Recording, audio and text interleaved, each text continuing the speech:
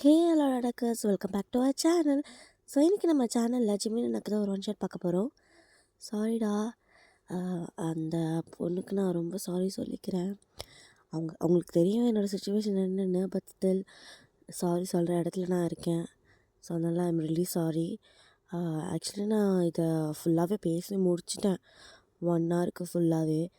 But edit பண்ணும் போதோ ஏதோ கிளிச் ஆகி பாதி நான் பேசினது ஃபுல்லாகவே டிலீட் ஆகிடுச்சு ஆட்டோமேட்டிக்காக. அதனால தான் இதை நான் திருப்பி இப்போ ரெக்கார்ட் பண்ணி போடுறதுக்கு லேட் ஆயிடுச்சு. ரொம்ப லேட் பண்ணதுக்கு ரொம்ப ரொம்ப சாரி. இந்த ஒன் ஷாட்க்கு எனக்கு எப்போவுமே ரிக்வெஸ்ட் ஒன் ஷாட் லேட் ஆகும். ஏன்னா எனக்கு ஃப்ரீ டைமில் தான் நான் ரெக்கார்ட் பண்ண முடியும். ஸோ ஃப்ரீ டைமில் நானாக ஒரு கதை யோசித்து அதை நான் ரெக்கார்ட் பண்ணுறது டிஃப்ரெண்ட். ஏன்னா அந்த கதை சொதப்பிடுச்சுன்னா கூட எனக்கு கவலை கிடையாது, ஏன்னா அது ஏன் story. So fault is on me, அதனால நான் அதை எடுத்துப்பேன். இதுவே ரிக்வெஸ்ட் ஒன் ஷாட்னால் நான் அப்படி அசால்ட்டாக பண்ண மாட்டேன். ஏன்னா அது நீங்கள் கொடுக்குற ஒரு ஸ்டோரி லைனாக இருக்கட்டும், இல்லை நீங்கள் கொடுக்குற ஒரு கண்டென்ட்டாக இருக்கட்டும், அது உங்களோட ஸ்டோரி. அதை நான் பர்ஃபெக்டாக கொடுக்கணும், என்னால் முடிஞ்ச அளவுக்கு பெஸ்ட்டாக கொடுக்கணும்னு நினைப்பேன். ஸோ அதனால் நான் ஃப்ரீ டைம்லலாம் அதை ரெக்கார்ட் பண்ண மாட்டேன்.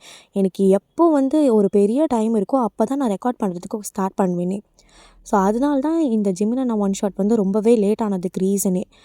ஸோ இது நீங்கள் புரிஞ்சுப்பீங்கன்னு நினைக்கிறேன். அண்ட் கண்டிப்பாக என் மேலேயும் தப்பு இருக்குது தான். ஏன்னா எனக்கு சுத்தமாக ஆனால் நிஜமாக டைம் இல்லை. டைம் இருந்திருந்தால் கண்டிப்பாக நான் ரெக்கார்ட் பண்ணி போட்டிருப்பேன். I am so sorry delay பண்ணதுக்கு. மறந்துருப்பீங்கன்னு நினைக்கிறேன். மறந்துருந்தீங்கன்னா போய் பார்த்துட்டு வந்துடுங்க. ஸோ பார்த்தவங்க இப்போ என் கூட ஸ்டோரி கண்டினியூ பண்ணுங்கள், ஓகேவா? சரி வாங்க ஸ்டேட்டஸ் ஸ்டோரிக்குள்ளே போடலாம். இப்போ மார்னிங் 9 ஆகிடும். நீங்கள் தான் ஃபர்ஸ்ட் வேக்கப் பார்க்குறீங்க. நைட்டு ஃபுல்லாக ஜிம்மில் அவ்வளோ முரட்டுத்தனமாக இருந்திருப்பார். இப்போ என்னடா நான் ஒரு குழந்த மாதிரி அப்படியே உங்களை ஹக் பண்ணிட்டு தூங்கிட்டு இருப்பாரு. அவர் அப்படியே ரசித்து பார்த்துட்ருப்பீங்க. இப்போ அப்படியே அவரோட க்ரிப்லேருந்து கொஞ்சம் கொஞ்சமாக மெதுவாக வெளியே பாத்ரூமுக்கு போய் குளிச்சுட்டு நீங்கள் நைட் கழட்டி போட்ட அந்த தாவானி எடுத்து போட்டுக்கிறீங்க. இப்போ அப்படியே கண்ணாடி முன்னாடி நின்று உங்களோட நெக்கில் இருக்க அந்த மார்க்கெலாம் பார்ப்பீங்க. உங்களுக்கு அவ்வளோ வெக்கம் வரும். அப்படியே ஷை ஆவீங்க. அவனோட ஒயிட் மார்க்ஸ் பார்த்து ரொம்ப வெக்கப்படுவீங்க. அச்சோ, இவர் சரியான ஆள், எப்படி கடிச்சு வச்சிருக்காரு பாரு, அவ்வளோ முரட்டுத்தனம். அச்சோ மாமா, எனக்கு ஒரே வெக்கமாக வருதே. சரி, அவர் வர தூங்கிட்டு இருக்காரு, அவருக்கு போய் காஃபி கொடுத்து எழுப்பி விடலாம் அப்படின்னு சொல்லிட்டு காஃபிலாம் போட்டுட்டு எடுத்துகிட்டு ஜிமின் கிட்ட போவீங்க. மாமா மாமா எழுஞ்சிருங்க மாமா. சும்மா ரே, தூக்கம் வருது காலங்காத்தால. மாமா எழுஞ்சிருங்க மாமா, உங்களுக்காக காஃபிலாம் போட்டிருக்கேன். என்னாடி சும்மா காலையிலேயே சும்மா மூட ஏற்றுற மாதிரி நின்றுட்டோம்னா அப்படியே உங்களை ஒரே இழு தான் பெட்டில். நீங்கள் கீழே இருப்பீங்க, அவர் உங்கள் மேலே இருப்பார். அச்சோ சிம்மினா விடுங்க, சும்மா இருங்க, காலையிலேயே வேண்டாம். வேணாம்லாம் சொல்லக்கூடாது, எனக்கு இப்போ வேணும் ஒரு 30 கேஸ் காலையிலேயே. ஓகேவா அப்படின்னு உங்கள் கிட்ட வருவார். நீங்களும் அப்படியே சிரிச்சுக்கிட்டே இருப்பீங்க. எப்படியோ காலையில் கொஞ்சல்ஸ்லாம் முடிச்சுட்டு சிம்மினா உங்களை அங்கங்கே கொஞ்சம் கொஞ்சமாக பதம் பார்த்துட்டு இப்போ அப்படியே விட்டுட்டு அப்படியே அவரும் மார்னிங் ரொட்டீன்லாம் பார்த்துட்டு குளிச்சுட்டு வருவார். நீங்கள் அப்படியே ஃபுல்லாக சமைச்சு வச்சுருப்பீங்க. மார்னிங்கு இட்லி, பொங்கல், சாம்பார், வடை, சட்னி, கேசரின்ட்டு வகை வகையாக ரகரகமாக சமைச்சு வச்சுருப்பீங்க. ஜிமின் அதை பார்த்துட்டு அப்படியே ஐயோ இவ்வளோ பண்ணிருக்கியா அடிப்பாவி, பார்க்கும்போதே அச்சு ஊறுதுடி, நீ சரியான பக்கா ஒய்ஃப் மெட்டீரியல் தெரியுமாடி. அப்போ நீங்கள் அதை கேட்டு அப்படியே ஷையாவீங்க. இப்போ அப்படியே ஜிமின் உட்காந்து நல்லா முக்குன்னு முக்குமா. இப்போ எப்படி சடனாக நீங்கள் பரிமாறிட்டு இருக்கும்போது உங்களை பிடிச்சி இழுத்து லேப்பில் உட்கார வச்சு உங்களுக்கும் ஊட்டி விடுவார். அப்போ உங்களுக்கு அது அப்படியே ஒரு மாதிரி எமோஷ்னலாக ஆகிடும். இது வரைக்கும் உங்களுக்கு யாரும் ஊட்டிலாம் விட்டதில்ல. ஸோ அது ஒரு மாதிரி எமோஷ்னலாக ஆகிடும். பட் நீங்கள் அதை வெளியே காமிச்சிக்க மாட்டீங்க. இப்போ அப்படியே ஜிம்மினுக்கு கால் வரும். யார் அது? ஜன்னாவா? சொல்லு ஜன்னா.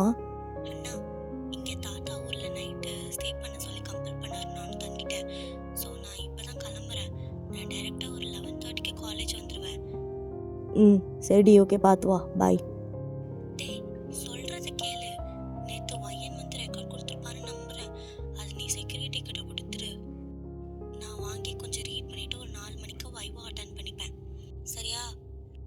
அப்புறம் இன்னைக்கு வீட்டுக்கு வர முடியாதுன்னு தான் நினைக்கிறேன். மும்பையில் இருக்க அகாடமிக்கு போகிறேன். இன்னைக்கு நைட்டு ஒரு 9க்கு அங்கே இருக்கணும். ஸோ என்னோட ட்ரெஸ், ஆக்சசரிஸ் எல்லாம் கொஞ்சம் பேக் பண்ணி அதையும் கொடுத்துரு. வைன் கிட்ட சொல்லிவிடு. என்கிட்ட ஃபோன் கூட இல்லை, நான் சொல்லலை. ஸோ நீ சொல்லிடு சரியா? எனக்கு இங்கே ஒரு 15 days ஆகிடும். ம் ம் சரி, நான் பார்த்துக்கிறேன். ம் பாய் பாய், நீ பார்த்து வா. ம் அப்படின்ட்டு ஜிமின் ஃபோன் கட் பண்ணியிருப்பாரு. இப்போ அப்படியே கட் பண்ணிவிட்டு நீங்கள் கேட்க அவரும் எல்லாத்தையும் சொல்லுவார். இப்போ அவரும் அப்படியே அவளோட ஆக்சசரிஸு, ட்ரெஸ்ஸு, ரெக்கார்ட் புக்கு எல்லாத்தையும் எடுத்துகிட்டு அப்படியே அந்த வாட்ச்மேன் அந்த செக்யூரிட்டிக்கிட்டையும் போய் கொடுத்துருவாரு. கொடுத்துட்டு ஒரு 1 hourலேயே ரிட்டர்ன் வந்துடுவார். இன்றைக்கி சாட்டர்டே தானே, ஸோ லீவு. வைவா முடிக்காதவங்களுக்கு மட்டும்தான் இன்றைக்கி காலேஜ் வரணும். ஸோ உங்களுக்கெல்லாம் லீவ் தான். இப்போ அப்படியே அவர் வீட்டுக்கும் வந்துட்டு உள்ளே வந்து பார்த்தா நீங்கள் லஞ்சு ப்ரிப்பேர் பண்ணி அப்படியே டேபிள் மேலே அடக்கி வச்சுருப்பீங்க. ஸோ உங்களை அப்படியே கேட்காமலே உங்கள் கையை பிடிச்சி அப்படியே தரன்னு வெளியே கூப்பிட்டு வருவார். நீங்கள் என்ன எங்கே கூப்பிட்டு போகிறீங்க, வாயை மட்டும் பேசாமல் வாடி அப்படின்னு சொல்ல நீங்களும் அப்படியே சைலண்ட்டாக வந்துடுவீங்க. ஸோ அப்படியே கார் அப்படியே 2 பேரும் போயிட்டுருப்பீங்க. உங்கள் வீட்டு முன்னாடி தான் அந்த கார் வந்து நிற்கும். உங்கள் வீட்டை பார்த்தோன்னே உங்களுக்கு செம்ம பயம் வந்துடும். உங்களோட கண்ணில் ஜிமின் பார்ப்பாரு அந்த பயத்தை. அவ்வளோ அப்படியே நடுங்கிட்டு இருப்பீங்க. இப்போ நீங்கள் ஜிமினை பார்க்க ஜிமினும் உங்களோட கண்ணை அப்படியே டீப்பாக பார்ப்பாரு. ஒரு கான்ஃபிடென்ட்டோட உங்கள் கையை பிடிச்சி இழுத்துட்டு உள்ளே போவார். நீங்கள் தான் ஃபஸ்ட்டு உள்ளே போவீங்க. போனதும் உங்கள் சித்திக்காரி தான் நாய் மாதிரி கத்தி அசிங்கமாக பேசுவா. அந்த ஜோயாவும் கூட சேர்ந்து, ஏய் எங்கடி போன நீ? என் காசு கொடு சேஃப்டியா. எங்கடி போன? நான் லிப்ஸ்டிக் வாங்கணும், உனக்கு அறிவில்லை? ஒழுங்கு மத்தியே என் காசு கொடு. சும்மா ஏய் பெச் காசு கொடுறி. நானும் கேட்டுகிட்டே இருக்கேன், அப்படியே கல் மாதிரி நிற்கிற உன்னை. அப்போ கரெக்டாக அவள் கையை முறுக்கி ஒரே ஸ்லாப்பு தான். அவளும் அப்படியே கண்ணத்தை பிடிச்சிட்டு ஒரு மரண பீதியில் பாப்பா. சார் நீங்கள் ஒத்தாண்ணா வெக்கமே இல்லாமல் ப்ரொஃபஸர்லேருந்து ஸ்டூடெண்ட்ஸ்னு எத்தனை பேர் கூட நீ சுற்றின, எத்தனை அபார்ஷன் பண்ணன்னு லிஸ்ட்டு என்கிட்ட இருக்குது. ஈவன் என்கிட்ட கூட எத்தனை வாட்டி விழுந்திருக்குன்னு எனக்கு தெரியும். நீ எல்லாம் என் பொண்டாட்டி அசிங்கமாக தப்பாக பேசுகிறன்னு சாவடிச்சிருவேன். நீ எல்லாம் அப்படியே கொன்று புதைச்சிருவேன் பார்த்துக்க. அப்போது உங்களோட சித்தி, டேய் யாரா நீ, என் பொண்ணை எவ்வளோ தைரியமாக இருக்கு, இந்த சனியனை பற்ற சாவராக்கி உனக்கும் தான் என் பொண்டாட்டி மேலே கையை வச்ச வெளியதான் ப்ரொஃபஸர். பேசிக்கலி நான் ஒரு பாக்ஸர். ஒரு குத்து விட்டேன்னு வை மண்டை சதறிடும். உன் தற்கூரி புருஷனுக்கும் சேர்த்து சொல்லிடுறேன். அப்போ நீங்கள் அப்படியே ஜிமினோட கையை பயத்தில் டைட்டாக பிடிச்சிருப்பீங்க. அப்படியே டைட்டாக பிடிச்சிக்கிட்டு அவனோட கையை அப்படியே பின்னாடி இழுத்து, வேணாம் விட்டுருங்க மாமா. பொண்டாட்டி நீ போய் உன் ட்ரெஸ்ஸு, உன் சர்டிஃபிகேட் தேவையான எல்லாத்தையும் எடுத்துகிட்டு வா, மாமா இங்கே இருக்கேன் ஓ. சரி மாமா. அப்படியே உங்கள் சித்திக்கும் சோயாவுக்கும் பொறுக்காது. அப்படியே பயத்தோட கோபமாக முறைச்சி பார்த்துட்ருப்பாங்க. ஜிமினும் சும்மா கிடையாது, செம்ம வெறியில் மாப்பிள்ளை முறைச்சி பார்த்துட்ருப்பாரு. அப்படியே பார்த்துட்டே, இங்கே பாரு இவ என்னோடது, நீ இவ என் கூட தான் இருப்பா, ஏதாச்சும் தொந்தரவு பண்ணிங்க கொன்னுருவேன் அப்படின்ட்டு உங்களை அப்படியே இழுத்துட்டு போவார். நீங்களும் ஒரு பூனைக்குட்டு மாதிரியே அவரோட பின்னாடியே போவீங்க with lots of happy tears. அப்புறம் ஜிமினோட அம்மா வந்ததுக்கப்புறம் வீட்டில் பேசி கல்யாணமும் சீக்கிரமாக பண்ணிக்கலான்னு சொல்லியிருப்பாரு. இப்படியே ஒரு 15 days போகுது வித் லாட்ஸ் ஆஃப் கசமுசா ரொமான்ஸு. ஒரு 5-6 வாட்டி மேக் அவுட் பண்ணியிருப்பீங்க ரொம்ப ஹாட்டாகவே. அவர் நல்லா டாமினண்ட்டாக இருப்பார். நீங்களும் அவரோட லட்டு குட்டி ரொம்ப ஷையாக அவர்கிட்ட அப்படியே அடிப்படைஞ்சு போயிடுவீங்க. அவருக்கு பிடிக்கும்னு சொல்லி அவருக்காகவே வீட்டில் ஆஃப் சாரி தான் கட்டிகிட்ருப்பீங்க அவ்வளோ காதலோட. அவருக்காக ஆசையாக சமைப்பீங்க. அவரும் சும்மா இல்லை, உங்களை அழகாக கேர் பண்ணி பார்த்துப்பாரு, ஒரு குழந்த மாதிரி பார்த்துப்பாரு, உங்களை உள்ளங்கையில் வச்சு தாங்குவார். ஸோ ரொம்பவே 2 பேரும் பியூட்டிஃபுல்லான கப்புள்ஸாக இருப்பீங்க. காலேஜில் அவ்வளோவாக்கா நீங்கள் பேசிக்க மாட்டீங்க, நார்மலாக தான் இருப்பீங்க. ஆனால் அவரோட பர்சனல் ஸ்டாஃப் ரூமில் கூட உங்களை விட மாட்டார். குட்டி குட்டியாக ரொமான்ஸ் பண்ணிட்டு தான் இருப்பீங்க. இப்போ அப்படியே நீங்கள் அவரோட ஸ்டாஃப் ரூம் முன்னாடி தான் நிற்பீங்க, கையில் நிறைய அசைன்மெண்ட்ஸு அதெல்லாம் வச்சுட்டு. இப்போ அப்படியே உள்ளேயும் போவீங்க. உங்கள் மைண்டுக்குள்ளே 1000 தாட்ஸு போனால் விட மாட்டார், நல்லாவே தெரியும். இருந்தாலும் போவீங்க. Yes come in. சார் அது ஃபைல்ஸு அப்புறம் அசைன்மெண்ட்ஸு அதெல்லாம். ம் அங்கே வச்சிரு. ஓகே சார் அப்படின்ட்டு நீங்களும் வைப்பீங்க. அப்போ அவர் அப்படியே ம் ஓகே அப்படின்னு உங்களே தான் பார்த்துட்ருப்பாரு. நீங்களும் தேங்க்யூ சார். ஒரு நிமிஷம். சொல்லுங்கள் சார். அது நான் ஒரு ரெக்கார்ட் எடுத்து பார்த்தேன். ஒரே மிஸ்டேக்காக இருக்குது. ஏவா மிஸ்டேக்கா? இல்லையே சார், நான் கரெக்டாக தான் பண்ணியிருந்தேன். அப்படியா? அப்போ இது என்னது அப்படிங்கிற மாதிரி அந்த ரெக்கார்ட் எடுத்து உங்ககிட்ட காட்டுவார். நீங்களும் கிட்ட வந்து பார்ப்பீங்க. பார்த்தா ஃப்ரண்ட் பேஜில் உங்களோட நேம் இருக்கும். அதை பார்த்து மிஸ்டேக்குன்னு சொல்வார். நீங்களும் புரியாத மாதிரி அவரை பார்ப்பீங்க. இது என்னடி மிஸ்டேக்கா? இல்லை என்ன மிஸ்டேக்கு? எனக்கு புரியல சார். புரியாது. நீ என்னதான் புரியுமோ தெரியல உனக்கு.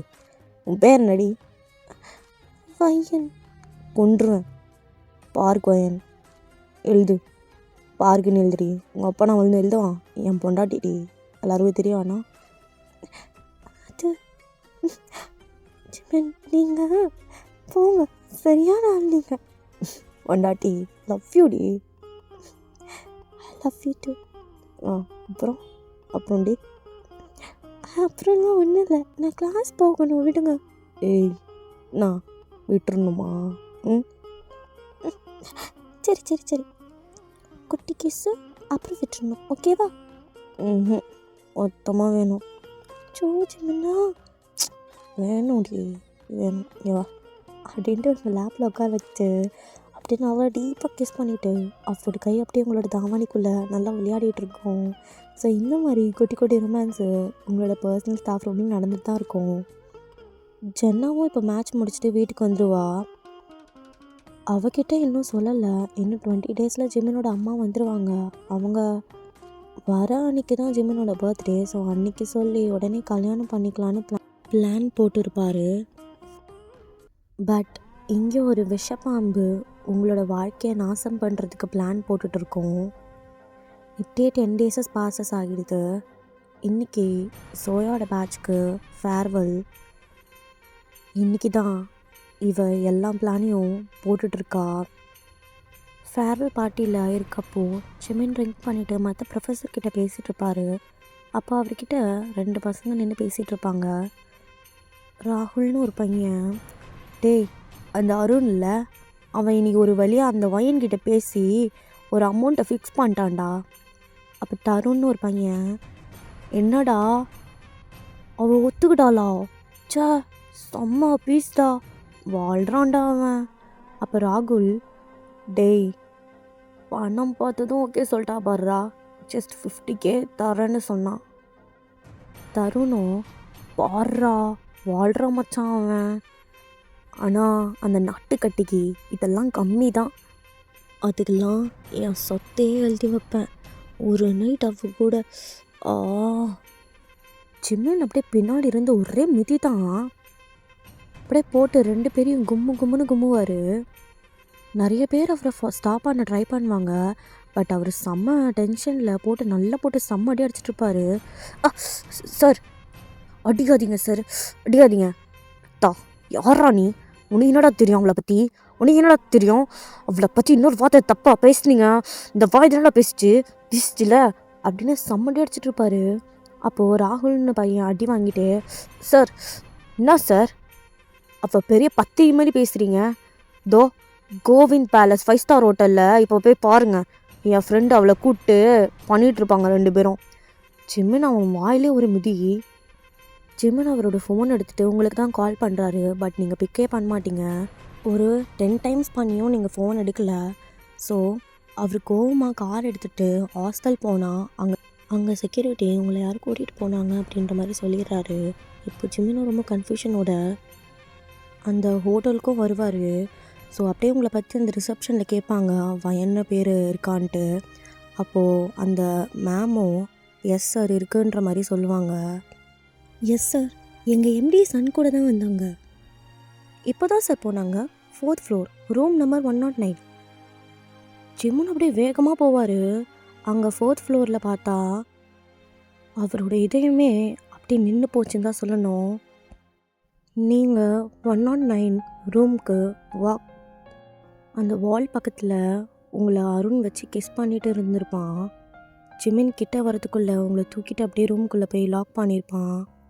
ஜிமினும் அப்படியே டோர் கிட்ட வந்து அந்த டோர் உடச்சி உள்ளே போகலான்னு பார்ப்பாரு. பிகாஸ் அவருக்கு இன்னும் உங்கள் மேலே நம்பிக்கை இருக்குது. ஆனால் அந்த டோர் கிட்ட நின்று அவர் கேட்ட வார்த்தைகள் தான் அவரை சுக்கு நூறாக உடச்சிருச்சு. அருண், என்னடா அந்த அந்த சிம்மினால் கூட என்னை எவ்வளோ சாட்டிஸ்ஃபை பண்ண முடியாது போல். ஜஸ்ட் உன்னோட கிஸ் அண்ட் டங்கு என்னென்னமோ பண்ணுதுடா. Love you daddy. Love you too baby. உனக்கெல்லாம் 50K என்ன பேபி, 50 lakhs கூட தரேன். அடிக்கடி டாடி கிட்ட வந்துட்டு தான் போகிறது. Show daddy, always. ஏதோ எக்ஸ்ட்ரா மார்க்ஸ்க்காக தான் அவன் கூட, மற்றபடி யோதான் அல்டிமேட்டா. அது அது அது அவ குரல் தான். அது அவளோட குரலே தான், அவள் குரலே தான். 1 month முன்ன அவ்வளோ இன்னசென்ஸ் அண்ட் ஷையோடு நின்று ஒரு பூ மாதிரி அவனுக்குள்ளே போய் ஒன்றுமே தெரியலனாலும் அவனுக்கு ஒத்துழைச்சு மாமான்னு சொல்லி கூப்பிட்ட வாயில் இப்போ வேற ஒருத்தனோட பேரை சங்கீதா மாதிரி சொல்லிகிட்ருப்பீங்க. அப்பாவியான அந்த கண்ணு 6 to 7 ராத்திரிகளில் மனசில் அவ்வளோ ஆசை இருக்குன்னு சொல்லி அவனோட அசைவுக்கு செஞ்சு கொடுத்தது. அது எல்லாமே அவனுக்கு நெஞ்சு ரொம்ப வலிக்குது. என்ன பண்ணுறதுன்னே தெரியல. இப்போது நேராக ஒரு பாருக்கு போய் அப்படியே ஒரு பைத்தியக்கார மாதிரி குடிப்பார். சரக்கு அடிச்சுக்கிட்டே இருப்பார். அங்கே சரக்கு ஓவர் ஆயிடுச்சுன்னே சொல்லியிருப்பாங்க. ஆனால் சரக்கு கேட்டு சண்டை வடை போடுவார். அங்கே தற்செயலாக குடிக்க வந்த இன்னொரு ப்ரொஃபஸர் பார்த்தா ஜிமினோட ஃப்ரெண்டு. அவரை போய் பார்த்தா அப்படியே ஜிமின் கீழே விழுந்து கிடப்பார். அவர் அப்படியே தூக்கிட்டு அவரோட வீட்டுக்கு போய் சோஃபாவில் உட்கார வைப்பார். டேய், நீ லிமிட்டாக தானடா குடிப்ப, இப்போ ஏன்டா இப்படி? என்னை கொண்டுட்டாடா, என்ன நம்ப வச்சு கல்ட்டாக எடுத்துட்டாடா அந்த பாவி. என் முதல் காதல்டா அவ, முதல் காதல். என்னை உயிரோட சதைச்சிட்டா அவ அப்படின்னு சொல்லிட்டு அந்த சோஃபாலே அப்படியே சாஞ்சி தூங்கிடுவார். அப்படியே நெக்ஸ்ட் மார்னிங் ஆகுது. காஃபிலாம் கொடுத்து ஜிமினை எழுப்பி விடுவார். என்னென்னு கேட்பாரு. பட் ஜிமினும் ஜஸ்ட் லவ் ஃபெயிலியர் அப்படின்ற மாதிரி சொல்லிவிட்டு கிளம்பியிருப்பார். இன்றைக்கி ஆக்சுவலி அவரோட பர்த்டே. அம்மாவும் வந்திருப்பாங்க ஊர்லேருந்து. ஸோ அம்மாக்கிட்டேயோ தங்கச்சிக்கிட்டேயோ எதுவுமே பேசிக்காமல் பார்ட்டியில் பிஸின்னு சொல்லிவிட்டு ரூமுக்கு போய் பெட்டில் படுத்து ரொம்ப அழுவார் மனுஷன். ஏண்டி ஏண்டி இப்படி பண்ண? உன்னை நம்பினண்டி, நான் நம்பினண்டி. ஏன்டி இப்படி பண்ண? இத்தனை வருஷம் பொத்தி பொத்தி வச்ச ஆசை எல்லாத்தையும் ஹூ மேலே காமிச்சண்டி. இப்படி மோசம் பண்ணிட்டு போயிட்டேடி. என் ஃபஸ்ட்டு லவ்டி நீ, என் ஃபஸ்ட்டு லவ், என் ஃபஸ்ட்டு பிலீஃப்டி நீ. நான் செம போச்சு எல்லாமே போச்சு. அப்படியே ரொம்ப ஃபீல் பண்ணிவிட்டு இப்போ அப்படியே ரெடி ஆகிட்டு காலேஜ் தான் வருவார்.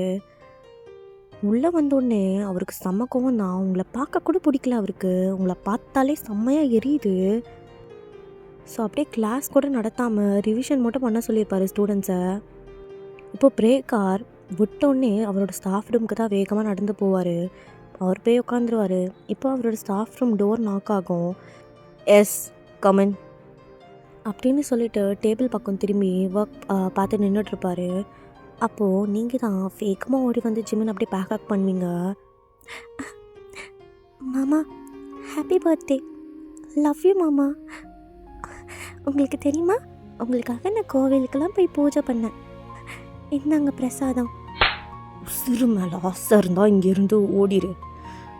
பிளட்டி பிச்சு அப்படி அறியுது உனக்கு. இவ்வளோ உண்மையாக உன்னை லவ் பண்ணண்டி.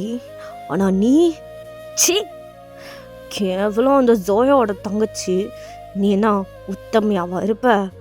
சுடிதாரு பாவாடை தாவணி போட்டு அப்பாவையா மூஞ்ச வச்சு யப்பா என்ன ட்ராமாடி நீ. பா செம்ம ட்ராமா போட்டடி. என் கண்ணு முன்னாடி நீ வந்த நான் மனுஷனாவே இருக்க மாட்டேன். மாமா நான் சொல்றேன் போயிரு, இல்லை யூ கேரக்டர்லெஸ் பிராட். அப்படியே மறுபடியும் அடிக்க வருவார். ஸோ நீங்களும் அப்படியே பயந்து அழுத்து எழுந்துட்டு போயிடுவீங்க.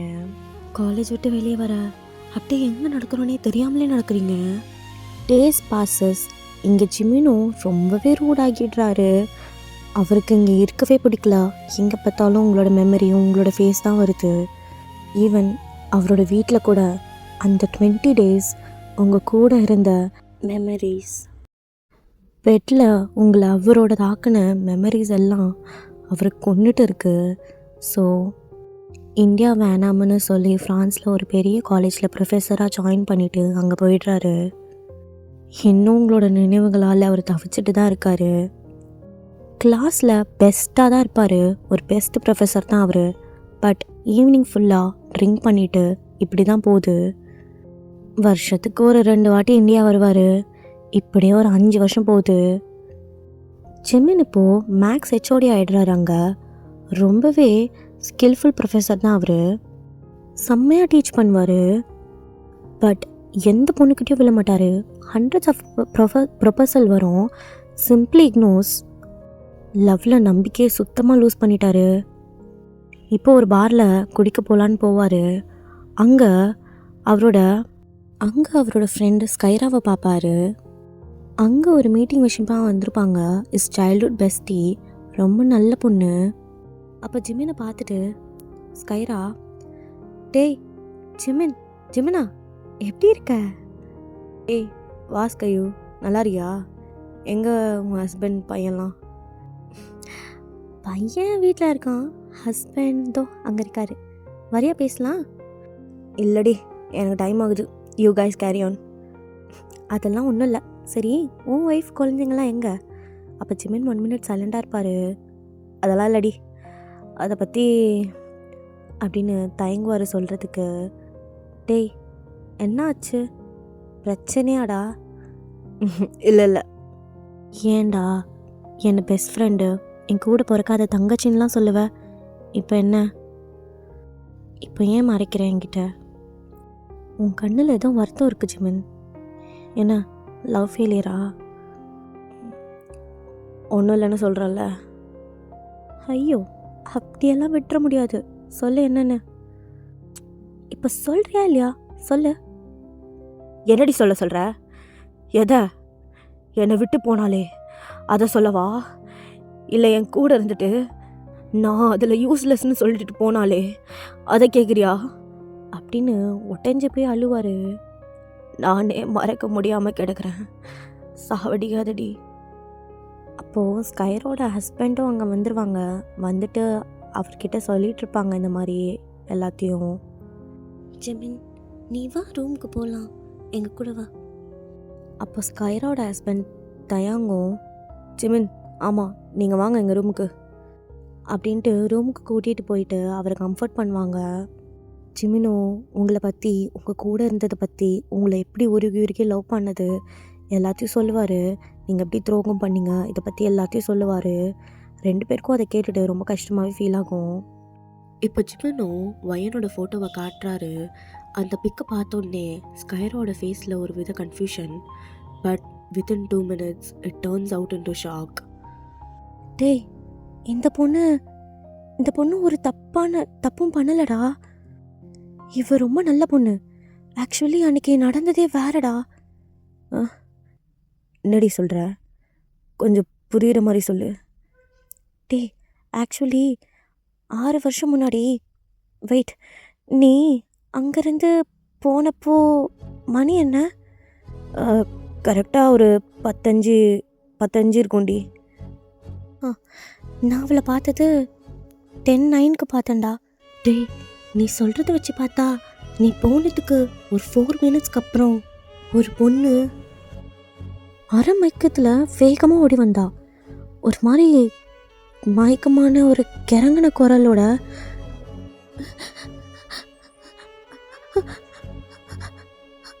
அக்கா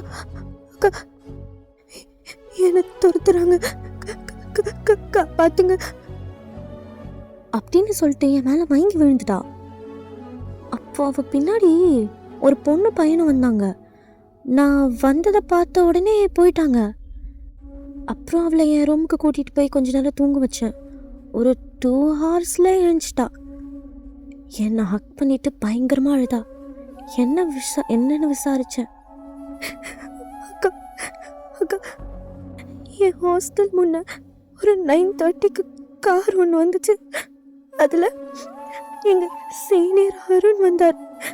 அவர் என் அக்காவுக்கு ஆக்சிடென்ட்னு சொன்னார். ஏய் வயன், உன் அக்காவுக்கு ஆக்சிடெண்ட்டு ஹாஸ்பிட்டலில் இருக்கா? உனக்கும் அவளுக்கும் ஒரே பிளட் குரூப் தானே, வா சீக்கிரம் அப்படின்னு சொல்லி என்ன கூப்பிட்டாரு. சரின்னு நான் வேகமாக கூட போனேன். ஒரு 25 நிமிஷம் கழிச்சு நான் அழுதுகிட்டே இருந்தேன்னு கொஞ்சம் தண்ணி கொடுத்தாரு. தண்ணி குடிச்சு ஒரு 5 நிமிஷத்தில் கார் நின்றுச்சு. அப்போ எனக்கு ஒரு மாதிரி கிறக்கமாக இருந்துச்சு. அப்படின்னா அவங்க என்ன எங்கே கூட்டிகிட்டு போனாங்க. நான் விடுங்கன்னு எவ்வளோ ட்ரை பண்ணேன். ஆனால் எனக்கு மயக்கம் வர ஆரம்பிச்சிருச்சு.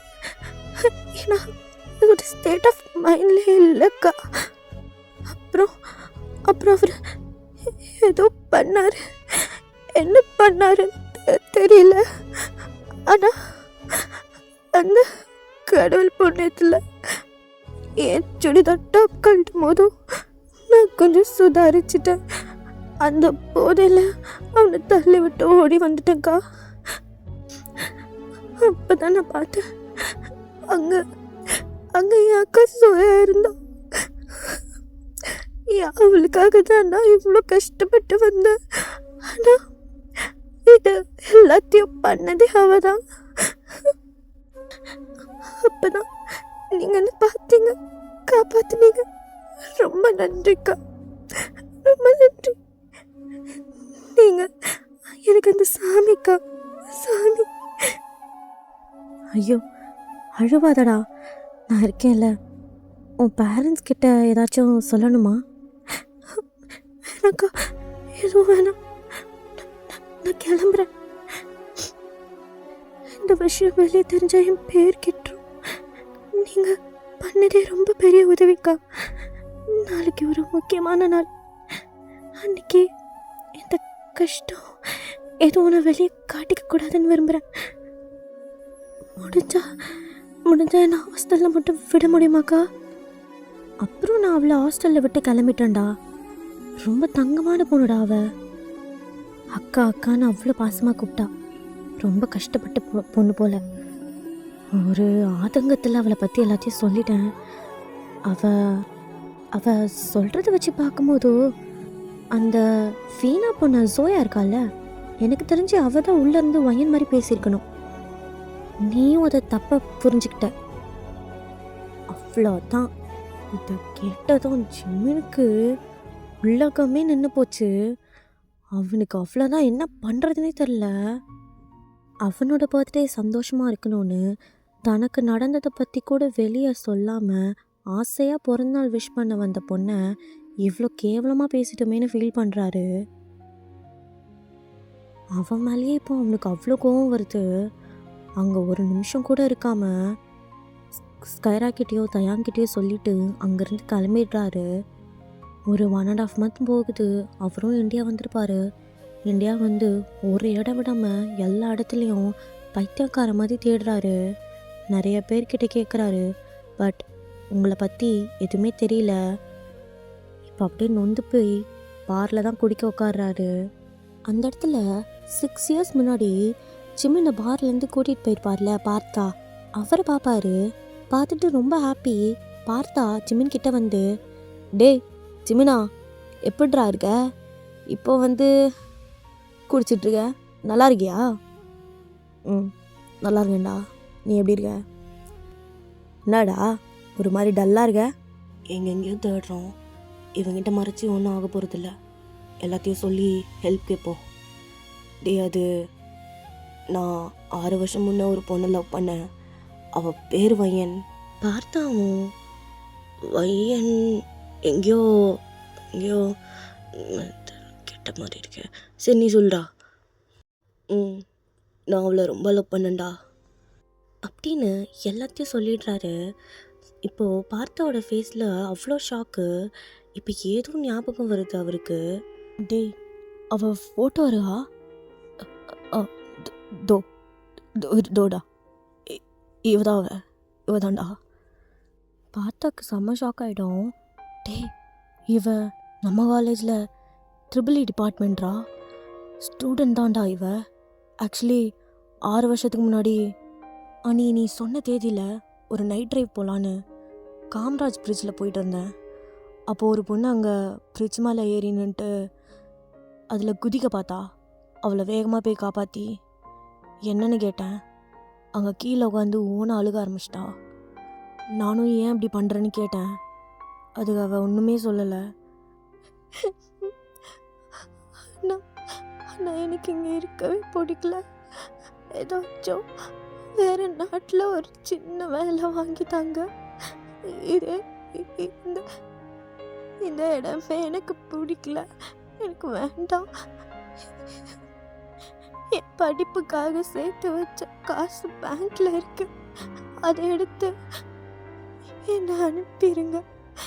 இங்க யாரும் நல்லவங்க இல்லை, எல்லாருக்கும் என் மேலே வெறுப்பு தான். ப்ளீஸ், நான் உங்களை கையெடுத்து கும்பிட்டு கேட்டுக்கிறேன். என் தங்கச்சி மாதிரியே இருந்தாடா. ஸோ அவள் காசு ப்ளஸ் என்கிட்ட இருந்த கொஞ்சம் காசு வச்சு சிங்கப்பூரில் இருக்க என் கேர்ள் ஃப்ரெண்ட் கிட்ட பேசி அவள் வேலை பார்க்குற மாலில் சேல்ஸ் கேர்ள் ஒர்க் வாங்கி கொடுத்தேன்.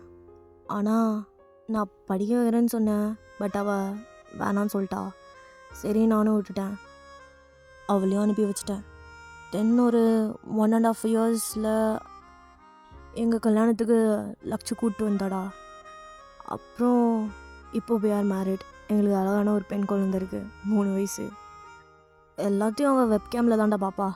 இங்கே இன்னும் அவள் வரல. இப்போ வயன் அங்கே தாண்டா இருக்கா. சிம்மினோட கண்ணில் அவ்வளோ டியர்ஸ் இருக்கும். ஒரு மாதிரி ஸ்மைலோடையே அவ்வளோ பெயின்ஃபுல்லான ஒரு டியர்ஸ், ஒரு மாதிரி மிக்ஸ்ட் எமோஷன்ஸாக இருக்கும் அவனுக்கு. நீ எவ்வளோ பெரிய நல்ல விஷயம் பண்ணிடு. அவள் அட்ரஸ் கொடுறா ப்ளீஸ்டா. சரா ஜிம்னா அழாத. தோ ஃபீனிக்ஸ் மால், கேஎல்என் சிங்கப்பூர், இதுதான் அவள் வேலை பார்க்குற இடம். போடா, என் தங்கச்சியை பார்த்துக்கோ, அவ கூட சேர்ந்து சந்தோஷமாக வாழ. சரியா? கில்ட்டெல்லாம் கட்டி ஓரமாக வச்சிரு. காஸ் இதில் உன் தப்பு எதுவும் இல்லைடா.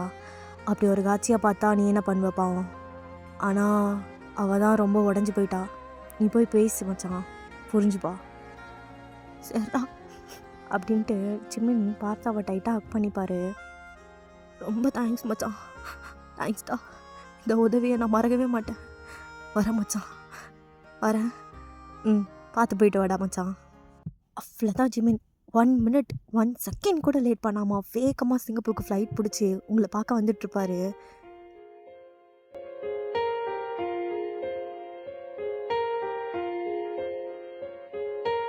என் அன்பே எந்த நாருயிரே நீ இல்லாத வாழ்வும் வெறுமையடி.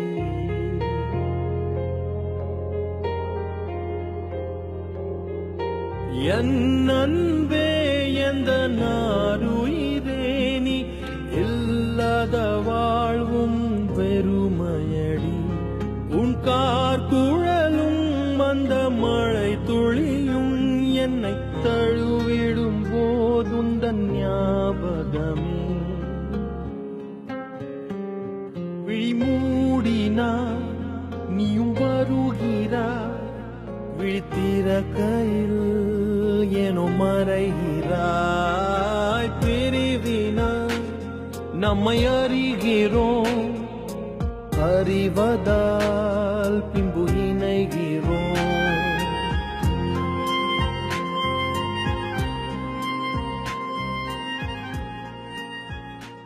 ஐ எம் ஸோ ரியலி சாரிடா. நான் இதை லேட் பண்ணிட்டேன். அண்ட் மறுபடியும் இன்னொரு ஃபைனல் பார்ட் வரும், ஏன்னா ரொம்ப பெருசாக போதா. ஆக்சுவலி இது நான் டெலீட் பண்ணி ஃபர்ஸ்ட்லேருந்து ரெக்கார்ட் பண்ணுறேன்டா. ஐ மீன், நான் டெலீட் பண்ணல, டெலீட் ஆயிடுச்சு ஒரு எரர்னால. அதனால தான்டா இவ்வளோ லேட் ஆகிடுச்சு. ஆல்சோ எனக்கு உடம்பு சரியில்லாமல் போய் அப்புறம் நிறைய பிரச்சனை எனக்கு கொஞ்சம் பர்சனலாக வந்தது.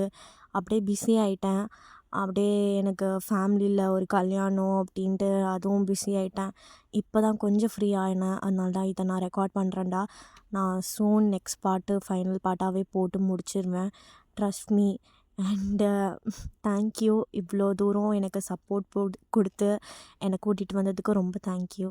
Love you all. எனக்கு ரொம்ப ரொம்ப ஹாப்பியாக இருக்குது, நிஜமாக சொல்கிறேன். பிகாஸ் யாருமே இவ்வளோ சப்போர்ட், யாருன்னே தெரியாதவங்க எப்படிடா சப்போர்ட் பண்ண முடியும், ஆனால் நீங்கள் பண்ணுறீங்க. அதை நினைக்கும் போது எனக்கு அவ்வளோ ஹாப்பியாக இருக்குது. அண்ட் ஸோ சாரி, இது ரொம்ப நான் டிலே பண்ணதுக்கு என்னை மன்னிச்சிருங்க. ப்ளீஸ் உங்கள் வீட்டு பிள்ளையாக நினச்சி மன்னிச்சு விட்டுருங்க, சரியா? நான் சீக்கிரமாகவே நெக்ஸ்ட் பார்ட் போட்டுடுறேன், சரிங்களா? Love you. சரி, அங்கே பாய். ஆல்டா.